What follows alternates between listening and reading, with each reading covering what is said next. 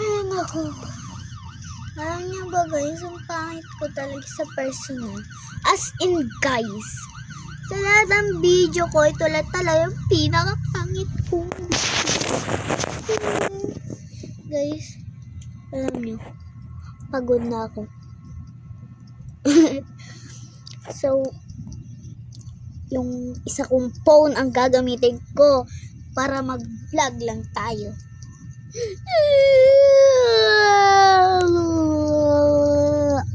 Pangit. Ano guys? Papakita ko na ang resulta. Maghintay kayo. Okay guys, tapos ko nang gawin yung eyeless. So, i-search nyo,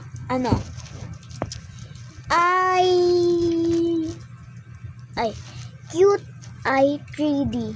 Okay? Okay guys. So, hindi ko pa tapos Wait. Okay guys, na-search na nga pala natin yung sinasabi ko sa inyo. Cute Eye 3D.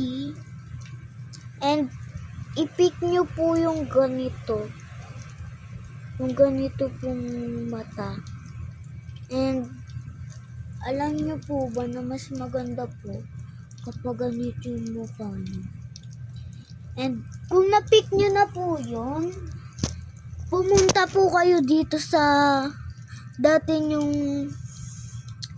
wait na lang ng kulay para makita nyo.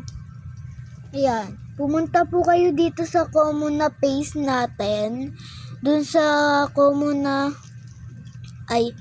dun sa nung tawag dito, dun sa ginagamit natin nung hindi pa uso ang pinakamagandang Roblox.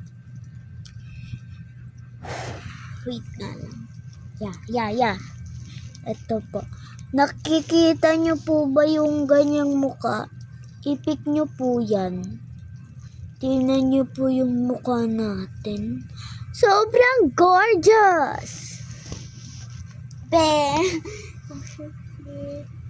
Ang tagal natin.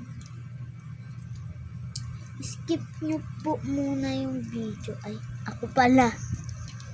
So, ito na nga po pala yung avatar natin. Wait. Yan. Kita nyo? Ang ganda, diba?